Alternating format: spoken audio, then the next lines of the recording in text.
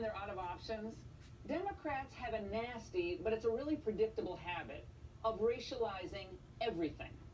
They did it to Reagan, they did it to Bush, they even did it to McCain, and of course they did it to Romney. And they've been doing it to Donald Trump since the day he announced his candidacy. First, we have to deal with the fact that the xenophobic rant he went on and on about Mexicans and them being racist and criminal. I mean, it was horrible. God, even the notion that he talks in seems fictitious. It's crazy. Is that too strong a word? No, it's not too strong a word. I mean, I also think it's racist. I think we can use that word. Well, it didn't work then, and it won't work now, but they're trying. Yesterday, Senators Durbin and Graham, they wanted to foist their bipartisan DACA deal on the president. And by the way, Dick and Lindsay's Immigration Act is about as viable these days as Siegfried and Roy's. Okay, we've seen this before.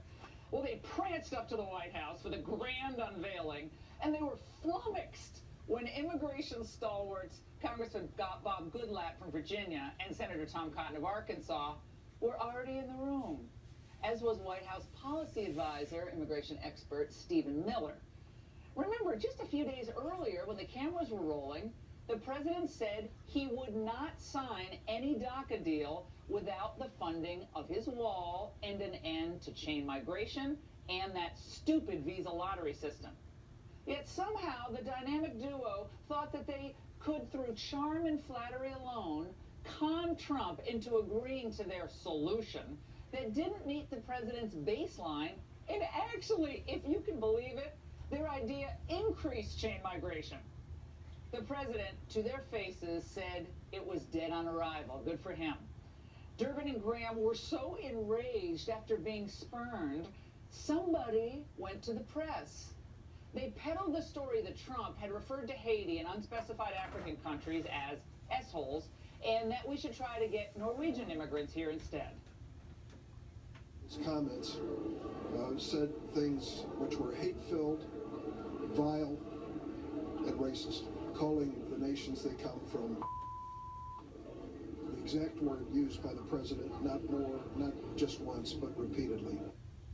Now, the president in a tweet this morning denied that he used that language, and Durbin clarified later that the president was referring to African countries whose citizens regularly use the visa lottery system, not Haiti itself. Now, setting aside the alleged remark for a moment, would you describe any of these countries as Shangri-La? I mean, if people there were living in Club Med, they wouldn't be trying to crash our borders. And I think it's important, don't you think, at this point, after all the verbiage, to take a look at some of the real facts about a few of the countries that can't keep their own people from leaving. Now, let's begin with El Salvador, a country I've been to many times that I've known very well for the last 30 years. Its capital has the highest murder rate in the world. Somalia, well, guess what? It's one of the largest state sponsors of terrorism, has one of these, is a safe haven for terrorists across the globe. And then, of course, Sudan, it's one of the 4 countries on the U.S. state sponsors of terror list, in addition to a lot of other bad facts. Now, I would not have called these countries what the president did, but they are rank with corruption, repression, and of course it's obvious, isn't it, that they offer their citizens little hope of a better life. In other words, they're hellholes. But for the Democrats and their media allies, who are forever feigning an affinity for the third world, facts don't matter. After all, race baiting the president is so much more fun. The president is a white supremacist? That is absolutely racism with steroids. The president of the United States is racist. We voted for a racist. They're not whole countries. For one, Donald Trump isn't their president. We have in the White House someone who could lead the Ku Klux Klan, somebody who could be the leader of the neo-Nazi. When it came to the issue of, quote, chain migration, I said to the president, do you realize how painful that term is to so many people? African Americans believe that they migrated to America in chains. Now, of all the things I've ever heard Tricky Dick Durbin say, that one perhaps could take the cake.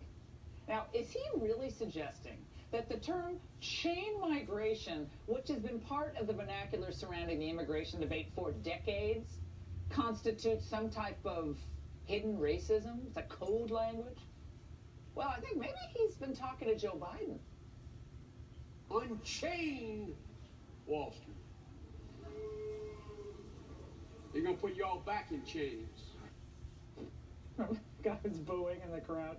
He had already too many mimosas early in the morning. Well, all of this demonstrates that the Democrats, Durbin, and all the rest, they had no real intention of working with the president on a DACA deal. I really don't think they did.